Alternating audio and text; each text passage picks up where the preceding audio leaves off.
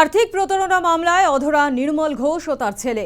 এবার তাদের খোঁজ পেতে 25 নম্বর ওয়ার্ডের তৃণমূল কাউন্সিলরকে গ্রেফতার করল পুলিশ। এই কাউন্সিলর প্রাক্তন বিধায়ক ঘনিষ্ঠ বলে জানা যাচ্ছে। অন্যদিকে 6 বছর আগের মামলায় গ্রেফতার করা হয়েছে 129 নম্বর ওয়ার্ডের তৃণমূল কাউন্সিলরের স্বামীকে।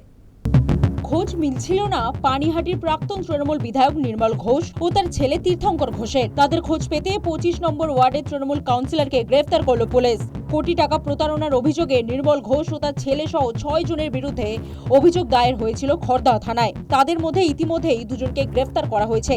তারপর থেকেই খোঁজ মিলছিল না নির্মল ঘোষ ও তার ছেলে তীর্থঙ্কর ঘোষের। কোথায় নির্মল ঘোষ জানতে পুলিশের জালে প্রাক্তন বিধায়ক ঘনিষ্ঠ তথা তৃণমূল কাউন্সিলর হিমাংশু দেব।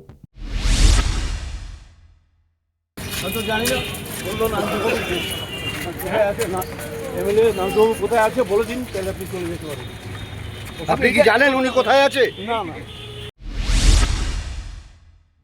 6 বছর আগের মামলায় গ্রেফতার 129 নম্বর ওয়ার্ডের তৃণমূল কাউন্সিলর তথা বোরো 14 চেয়ারপারসনের স্বামী।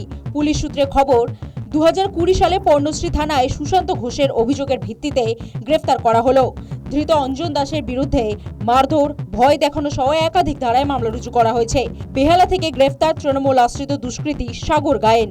বিষ্ণুপুরে তোলাবাজি, হুমকি ও মাদক ব্যবসার অভিযোগে ধৃতকে গ্রেফতার করল পুলিশ। অভিযুক্তের কাছ থেকে উদ্ধার করা হয়েছে 7mm পিস্তল। News time.